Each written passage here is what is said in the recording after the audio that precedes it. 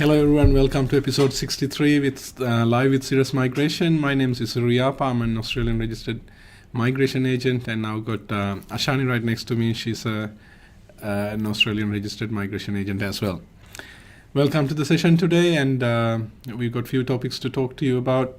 In the meantime, the whole point of the live session is to feed answers online on time for you. So if there's any questions that you would like to discuss, this is a good opportunity. Please type your question down below in whether you're coming from YouTube or Facebook. Just put your question in the comment section, and we will try to get to your answer as much as we can. And there are a few topics to talk about, and let's see what are the topics coming up. But don't be strict your questions only to the topics that we discuss. You can ask questions from a broad platform. So if you haven't subscribed to our channel yet, it's time to hit the subscribe button in YouTube or thumbs up button in Facebook. So you'll be notified every time we conduct one of these live sessions or put out some news about latest updates in migration arena. So let's start the session today. Yeah, so we have few topics. What's the first one's going to be, Mario? All right, everyone's talking about this topic. So for this is mainly for international students who are in Australia right now. So as of 1st of July, there's going to be few changes happening for new graduates and for the graduates who already graduated and were in Australia during pandemic. So for the post-study work rights for selected degrees, they're going to extend the time of the visa grant. That's the first one for the new graduates. So from 2 years to 4 years for selected bachelor's degrees. So they have to be studying in a STEM sector or selected sector. And we are yet to get the CRICOS codes for these courses. But if you studied one of them, then you're not going to get 2 years, your usual 2 years, you're going to get 4 years. And again, for masters, 3 years, you can get up to 5 years of subclass 485 or the TR. And for doctorates or PhD, normally you get 4 years. Now these people will get 6 years postgraduate visa. So that's outside of the normal criteria. And if you were to study in a regional area, you get an extra year on top of this. So if it's 4 years, it'll be 5 years. So this allows students, depending on if you've done a PhD in a regional university, you'll get up to 7 years of 485 or post-study work visa or graduate temporary visa, whichever you call it. And so there is something very important. There's a transitional arrangement in place because most of this requirement, the new rules apply to people whose visas expiring after 1st of July or who's getting new visas after 1st of July. But what about the people in the interim? So they have put a transitional arrangement in place for 485 holders whose visa expired between 1st of September 2022 and 1st of July 2023. So right now, if you're on a 485 and if your visa is expiring, then you have the option to apply for the COVID stream 408 visa. As long as you're working or you have a job offer, then you will get this visa for 2 years.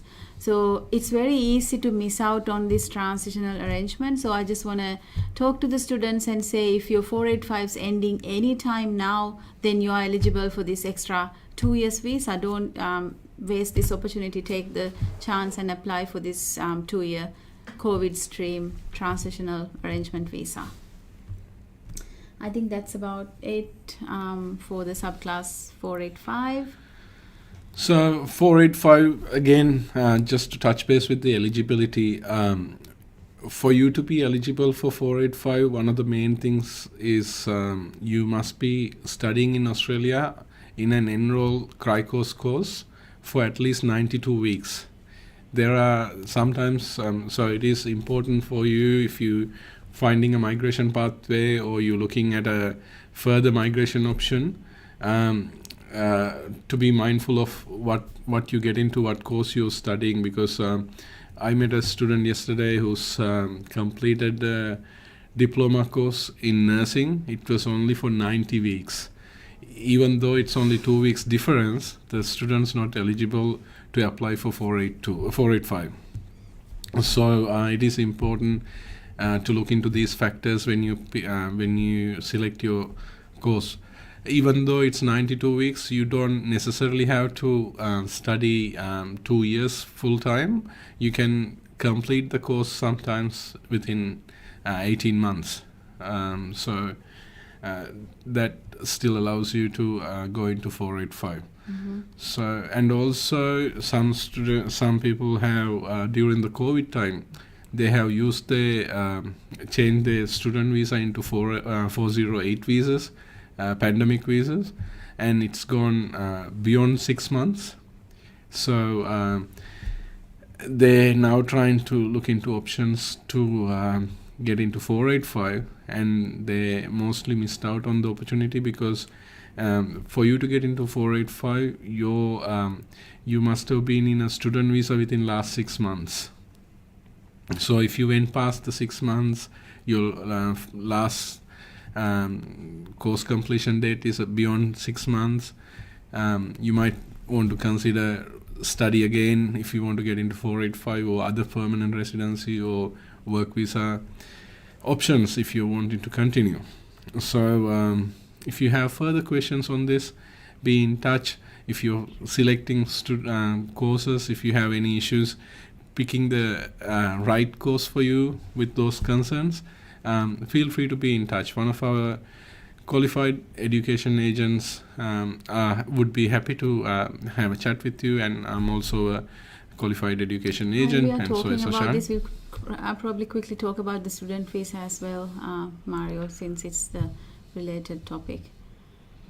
Yeah. Have we had any student visa grants recently? I'm sure we have. Many student visa grants from all over the world. We handle student visas from all countries. We are not restricted to any specific country. We have students coming from Sri Lanka, India, our main markets, and Nepal, and also from Fiji, PNG. Our main student grants, considering last few weeks, were Nepal, India, Sri Lanka, and Kenya. So we had many grants from those countries.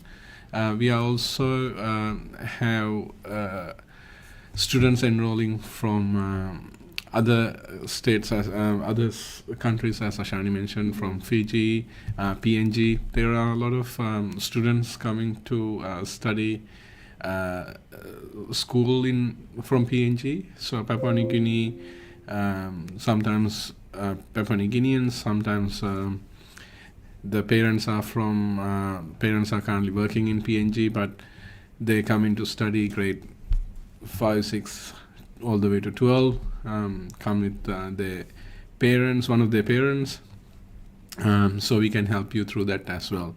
So this is one of the student visa grant for a Nepalese student. So have we got any other? Okay. So global talent independent. People still think global talent's slow. I mean, I agree. Global talent independent visas are a bit slow. The quota went from 15,000 to 5,000, so that kind of explains it, how tough it is nowadays. But that doesn't mean that it's not there. I don't think it's there. I don't think the duration from 6 months to 15 to 18 months got caused by the limitation of the positions available for global talent invitations. But I think because the department's now putting a lot of bigger priority towards student visas and the employment visas, the processing centers may have got shrunk. So it's not facts. I'm just guessing in my experience. So global talent visas still coming through, invitations still coming through, but it's a bit slow. So this client, I think I applied for this visa around April 2022, and we are now getting the invitation. Now got a fair few more clients going that way, and they're nervously waiting to see what's the outcome like. So global talent independent visa, if you don't know what it is, there are so many videos we've done.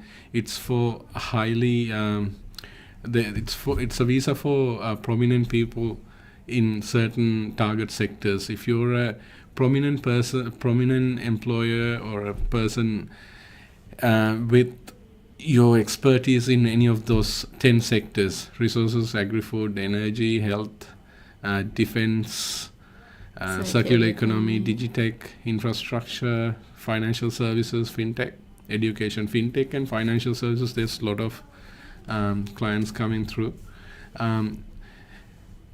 You need to have a nominator, but you don't necessarily have to have an employer who's sponsoring.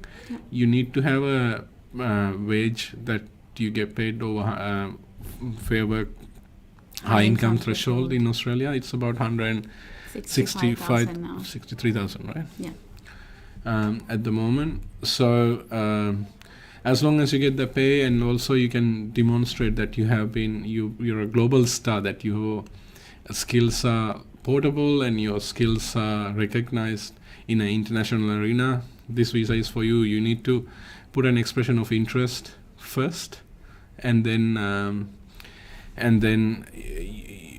once you get the invitation, you can apply for the visa. Visa process is quite fast and streamlined. It's I would say within a matter of weeks or a month, and you get the visa for not only you, your whole family as well, and kids can go to school for free, and there's a lot of benefits you get with it, and you're definitely coming to Australia as a permanent resident. And one of the other main highlights in there is there is no high English requirement or age restriction. Well. Yeah, so your age can be whatever, pretty much, as long as your expertise are very high, and or you can be as young as 18 if you can demonstrate that you're a young talented star.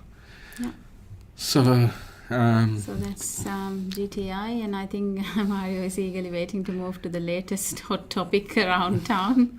Yeah. And in our office. Right now, the priority in my opinion, there's so many priorities in like trends in migration sectors. Right now, the trends are general skill migration and employment visa. Right now, there is we hear it from everywhere. So I guess there's a massive skill shortage in Australia. Right. And not just the skills that you would automatically come to your head. Like when you say skill shortage, we used to think, all engineering people, IT people, chefs. But look, restaurant manager, visa 482 visa was granted in just 12 days. So the skills that you don't even think anymore is also in high demand now. Absolutely. And so if you're an employer who's looking for employees, the system is not as hard as you think it is. And also a good thing, getting a internationally qualified, trained, experienced skill is allowing you to is giving you a commitment as well. So these migrants who's coming through 482, 494, 186 visas have an obligation to work for the employer you. So they have a work limitation amount of time. So it could be like someone who you sponsor for 482 and nominate for 4 years. They have to stay with you for at least 3 years before they can move to 186. So that's a really good commitment you're getting from a skilled employee. Plus, they can't legally work for anyone else while they're under your nomination. You sometimes have to scrutinize through case by case and see which visa you should consider giving to your client. I had a discussion with one of my clients last week. They wanted to get an employee from overseas, and they were worried the candidate applicant also is qualified for 186 visa. 186 is a permanent residence visa. So employer was a bit worried that what if the person comes here and not continue to work for them and then go somewhere else because they're permanent resident. The answer is quite simple. They do have a contract with you, and they have an obligation to work for you at least for 2 years, and it depends on your contract. So you can make it 3 years or 2 years. But with the 186 visa, they have an obligation to work for you only for 2 years. So that's a fairly good commitment from an employee. So 482 clients, they also have the same thing. They have to work for you for at least 4 years. Sometimes you can apply for the 482 from 2 years to 4 years. Depend on the occupation and the sector you're working. So, yeah. So that's work visa. I'll also talk a bit about something that's available to employers that a lot of employers don't know about. It's called getting accreditation. So if you're a standard business sponsor, you can apply for something called accreditation. There are 5 categories that you can apply under. I'll just talk about some benefits of getting the accreditation. Is the number of employees you can sponsor can be higher, and also the biggest benefit is the processing time. Normally 186, 494, 482, the processing times can be few months. They are actually pretty quick though now. But if you want your employees here really quick, I'm talking within weeks, not months, then the way to go would be to apply for accreditation. And once that's in place, then everything you will be given priority for processing and many other things. I probably wouldn't go to too much details about how to get the accreditation in today's live, but I'm going to do a separate video for that, which will come out next week. So giving employers advice about how to become an accredited sponsor. So and also you can get bulk nominations, and that way you can plan your employees faster. So basic requirements like depending on your turnovers and things like that, how substantial your background. So I'll give you a clue. It's if you're turning over $4 million, consider this, be in touch, give us a call, then we'll explain this further, and stay tuned for a video coming up next week about accredited employers, because these days a lot of people ask for it, and a lot of people want to get their stuff not in 6 months, as soon as possible, because of this burning skill shortage in Australia. At the same time, so there's going to be a new live show starting. Is it from next Friday, Mario? From next Friday. So excited to let you know. It's going to be all about skilled migration. So so I'll be doing the videos, and I'll be talking about how to get your skilled migration visas shortest and fastest way for international students. Whether you're in Australia, international students, or whether you're offshore candidate looking for skill migration in Australia, we will talk about tricks and tips of how to get your skilled migration visas done fastest, I'm looking forward quickest. to hear these tricks and tips. Okay. How to maximize your points could be one. Look, a lot of people look into 100 different things these days. If you in certain status, I think general skill migration is faster than ever right now. So and so many places available, and government is very keen to get people, especially from offshore. The governments are competing with each other as She's well. talking about state governments. Yeah, state governments and the federal government to decide which invite to give people. So it's getting very interesting, and we want to be in there to get your visa sorted the fastest you can, because this might not last for a extremely long period of time. So we are in the right time to get this done. So that's why we thought of starting this new live to help people who are interested in skilled migration. There is a big competition among the world. I've been traveling between Middle East, Southeast Asia last few weeks, and I'm continuing to do so all the time. What I'm finding is there is a big competition between developed countries to source skilled people to fill up the required positions. So there are many reasons why you should consider Australia. There are many reasons why Australia is demanding so much. For you to understand why Australia is this important, you have to be there and understand your quality of Life. quality of life, quality of your employment engagement, the benefits you receive is compared to no other, I guess. I'm not being biased when you compare all of those things with other countries. I think Australia is a big, good destination to consider. So you talk to one of qualified migration agents. They will tell you, depending on your current situation, what would be the fastest way to get there. So with employment migration, you need to have an employer who's willing to sponsor you. It's not a matter of extending a job contract. They have to go beyond that. They have to do a sponsorship approval and a nomination approval. It's not as hard as it sounds, and it's not as simple as it sounds either. So you do that, and then if your qualifications and English levels are matching, you can then apply for the visa. But for general skill migration, you don't need all of that. You only need you only need your own points. This is a point-tested arena where you need to compete with others. So work experience matters. Sometimes people worry that you're aging and you're beyond 40, so you're losing a lot of age points. But don't worry. If you're losing age points, you might be benefiting that through your work experience points. So you have many things to do, many things to learn about that. So as Ashani promised, hopefully she'll start and continue to do this program from next week. Yeah.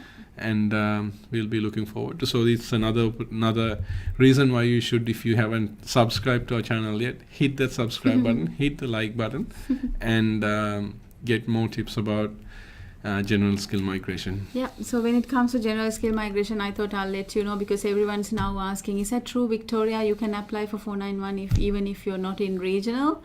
Yes, that's true. Oh, she made it a drama. Yes. So that is true. Yes, you can even, sometimes clients call me and complain, like, we were in regional, we still didn't get it. But now you can be in Melbourne and you still get 491, This is for onshore clients. Yes. So there's normally a requirement in most of the states. If you're applying for a 491 visa, you're required to be living in that region for most of the places about 3 months. So if you're applying for a 491 from Ballarat, you should have been living in Ballarat for 3 months before you can apply for that 491. Yeah. Right now they have taken that away. Like, even if you're living in Melbourne City but you're expressing that you're willing to go into 491 in regional, you can still apply. So that's what this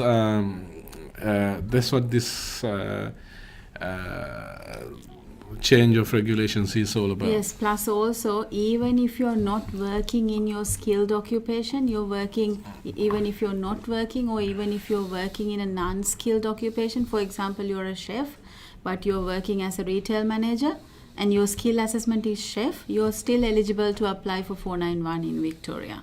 So that's again a really good thing, because some of our clients struggle to find a job as soon as they graduate. They do have the skill assessment in occupation, but they're not working. That's one of the biggest problems our clients face. So Victoria is a great state. If you're in Victoria, then you're still eligible to apply for the 491.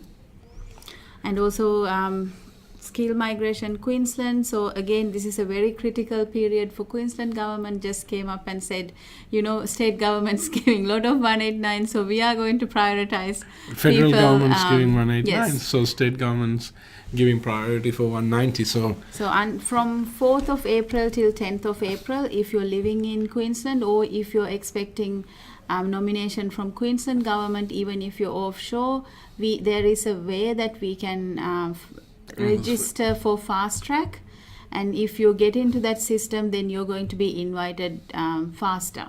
So chop, if you're in Brisbane or Queensland and you think you're eligible to apply for a 190, you got time till 10th of April. So for the priority application. So your EOI must also already be in the system, but there is a secondary way that you can go and apply to be prioritized. So take that opportunity. If you're not in skill select, and if your EOI is not there, you can still do it as long as you have the enough requirements or the eligibility for EOI. So if you are not sure, be in touch. We'll guide you through.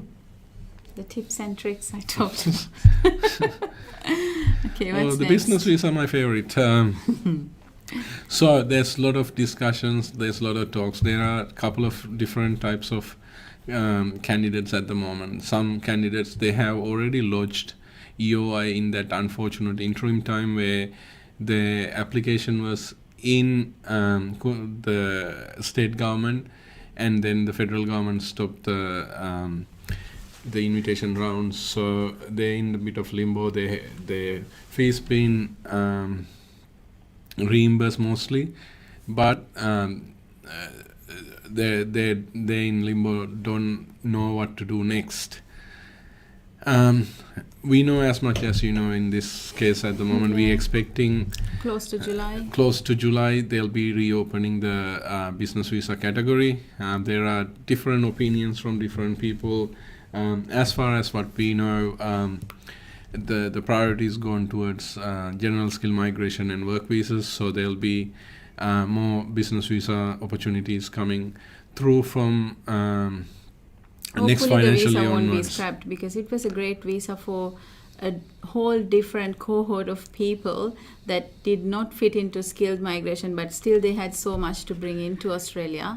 So business skills or business talents or entrepreneurial talents is not a scalable talent in certain ways, but there are certain ways you can scale it, and people understand how to scale it, and that's why 188, 888 visas were there, and 132, which was abolished time back.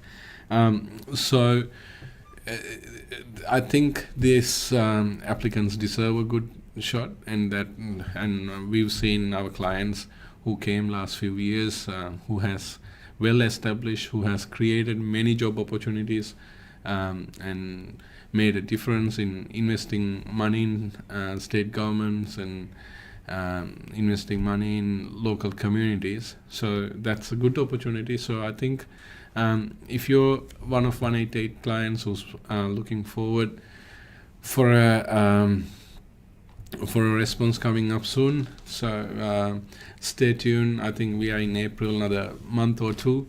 I wouldn't encourage to start an EOI yet or put an application yet, but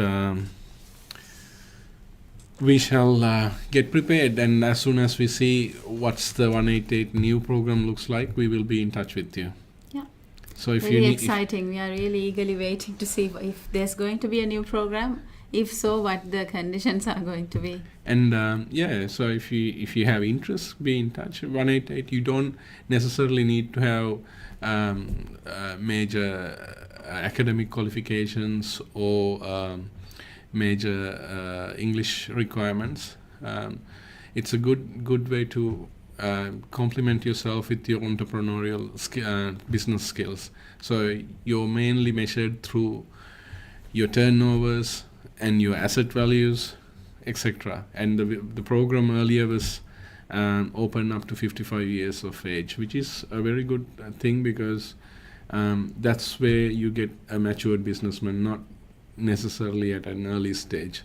So let's see how this will the government's response to this would come like, and I think it's time for a question and answer time. Yes. The Mevada next upcoming invitation round for 491 tentative date. Oh, I wonder which state. If you're still online, please maybe if you can just tell us which state you're considering, because some of the states, they have invitation rounds every month and some states have invitation rounds every 3 months. but some states don't even tell us when the next invitation is going to be. So if you haven't already put an invitation application through, please do so, because it could be any time. Just don't wait till the invitation round to put you in it's application. always good to have an application in the system. So Prashantha Hettiarachchi, could you please let me know the time duration for 482, because one of my my one is dragging almost 5 months. So it depends on what stream and etc. and what's your occupation. Normally now it's just. But there is no. He's also asking if there's a huge backlog. I don't think so, because our clients get their 482 processed pretty quick. Yeah. As I said, like 12 days, and one of yours I heard like even few days. Mm-hmm. So these days, no, there is can't really take too long. But maybe talk to your migration agent, see if there's further information request that's come through.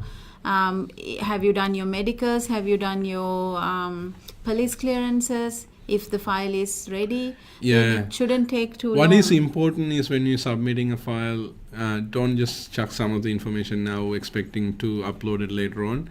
Make sure it's decision ready application. You upload everything you're necessarily required, and then so that way a case officer, as soon as they'll pick it up, they can, without taking up too much time, they can finalize it. So if you haven't done it, or if there's any pending requests for you, please address it. Otherwise, maybe you may consider writing to your case officer as well. Yeah, I've got what's the name? Psychological Society accreditation for. I would like to know more about Australian Psychological Society accreditation for international students who finish their Bachelors of Psychology in India. So this is one of the cases where you have to map the qualification from Australian qualification to Indian, and then look into the getting the accreditation. Getting the accreditation through the assessing body. So if you would like to discuss this further, happy to offer you a one-on-one consultation and share all your documents, and then we'll give you a proper pathway advice on this.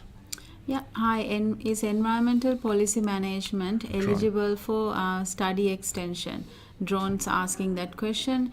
Drone, can you please send us an email? I will get I need to know more about your course, like the CRI course code, and also which university that you studied, and I will definitely get back to you. If you can please send us an email, I'll get back to you with saying if it's possible. So our email address is admin@sirus.com.au. Mario will put that in there so you can see. Send us an email. We'll help you with this. And I've got Michael asking, will 190 visa processing time be updated? As in expedited, or as we said, like depending on the state again, 190. Queensland at the moment they prescribe a time during that period. If you request for a priority processing, you get a prioritized expedited decision or an invitation. Whereas other states, it varies. So depending on the state, Michael, when you come back to that. Yes, that's right. Drawn. Eligible. In my my spouse has passed out in. So they finished in 2021. So they may have a 485 finishing in 2023. So they should be able to get that, but then still please send me the course information, more information, then I'll get back to you. And also if you're running out of 485, you might want to consider other visa options as well. If you would like to have a permanent residency pathway or a next visa option pathway discussion, write to us through admin@sirus.com.au or contact us via one of these phone numbers, so we can offer you an appointment one-on-one and discuss what's next for you. Yeah. And Shubham saying, what is current processing time for 482 based recent cases? I would say maximum couple of months. So the if you get prescribed the from the right. immigration is 9 days to 77 days, depending on the stream. Yeah. But we say 9 days is very good. It says 25% 9 days. I guess that 25%, it is 25%. That's because it's only 25% people put decision-ready applications. So if you put 25 decision-ready application, 9 days. We are thinking days, if not couple of weeks only, because it's not taking too long these days from very what fast. We have seen. And Prashant's also saying, thank you. Can I have your Australian office number? I think it's already written there, Prashant. You can get in touch with us. And can I ask my employer to contact you for 482? By Absolutely. all means, please do that. We'll see if wherever we can help, we are happy to do that. So Jerry's got a question. When application for associated sponsorship or nomination is refused, how do I proceed with 482 visa application? You can't. So what happens when we do a subclass 482, we can either do sponsorship, nomination and visa application. We can lodge all 3 applications together.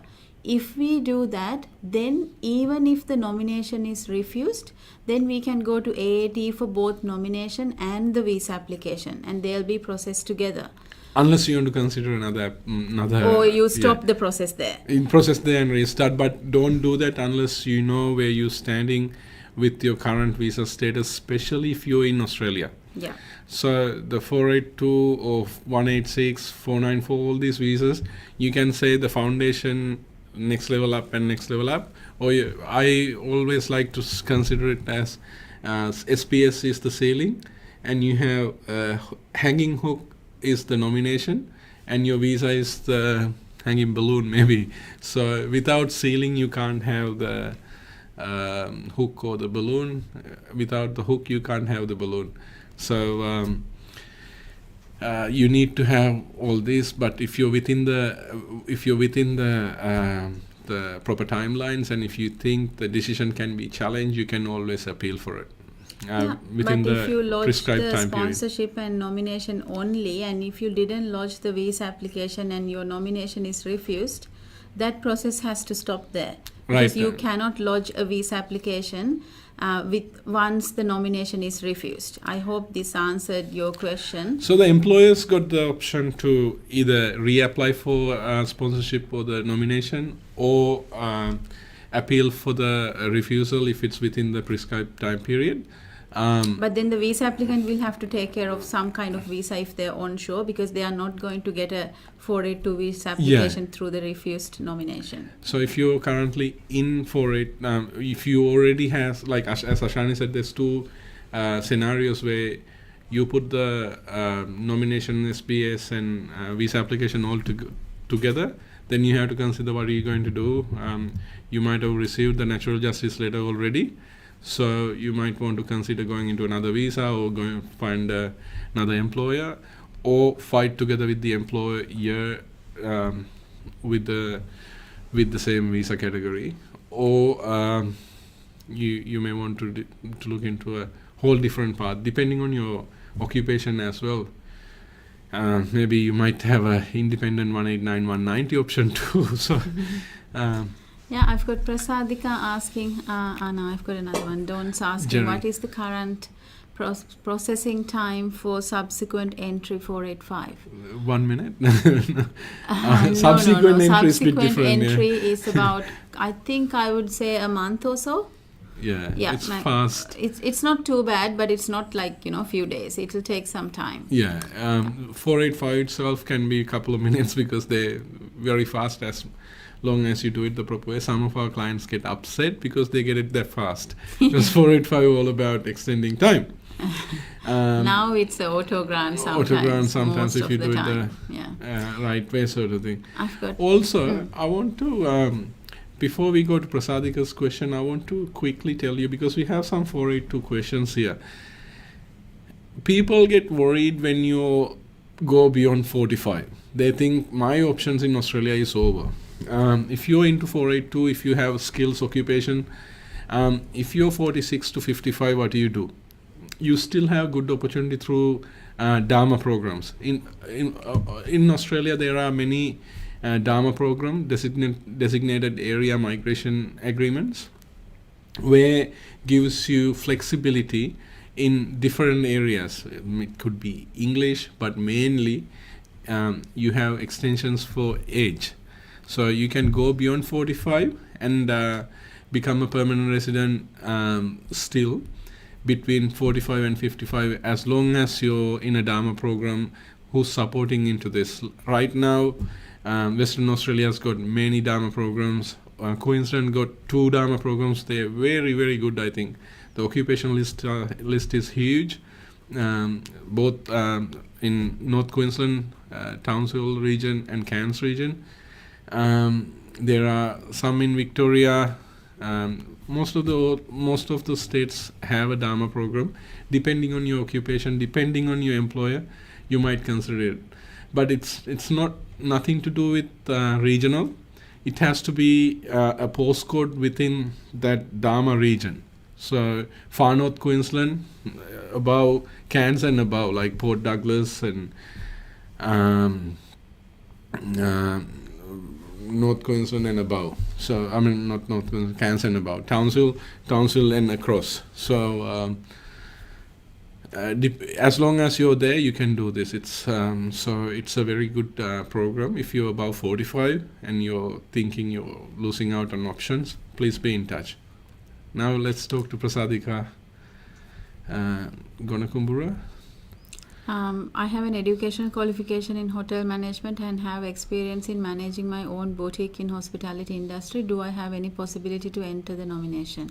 I believe she is asking about general skill migration. If you have hotel management qualification and hotel management experience, then your occupation is going to be hotel motel manager. If we can get you a skill assessment and if you can score 65 points, yes, nothing stopping you from lodging an EOI, and most likely you will get the invitation as well. 65 points. 65 points, compete in English or above.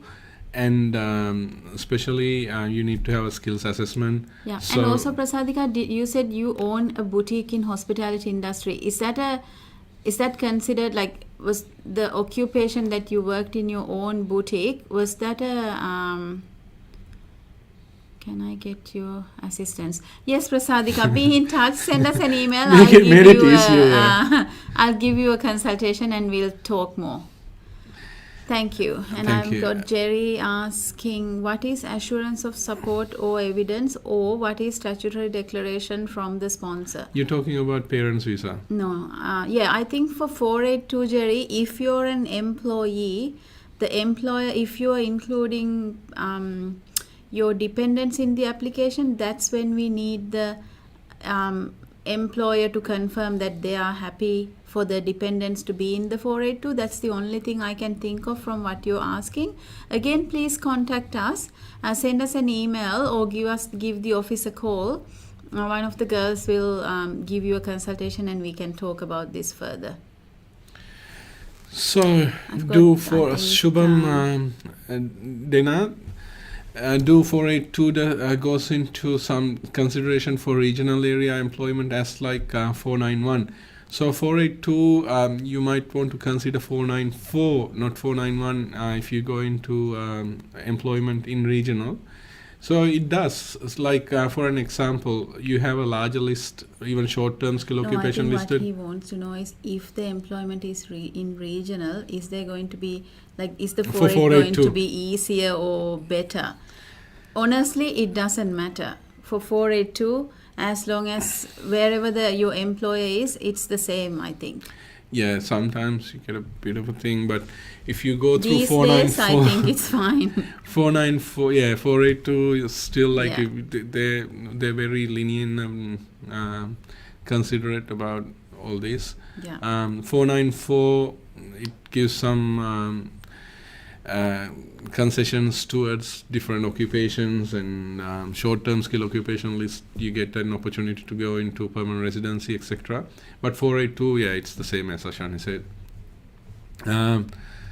Prasadika, Pratik Sen, I'm an accountant with 10 years plus experience, have CPA, working for accounting firm working regional coincident, applied coincident priority with 75.5 plus.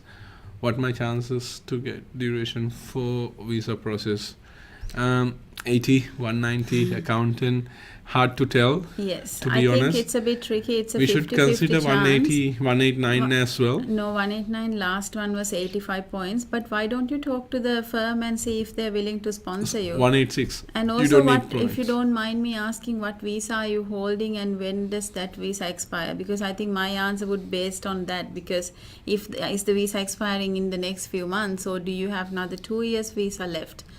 Depending on that, we will structure it in a way that Absolutely. that's going to help you. So if you're still online, just let us know when does your visa expire. If you don't want to tell me which visa you're in, completely understand, but at least when does that visa expire, so we can give you some suggestions before. If your because- employer is supporting, I guess, because with 10 years work experience, yeah, we'll ask for 186 would be 186. very straightforward for your protect.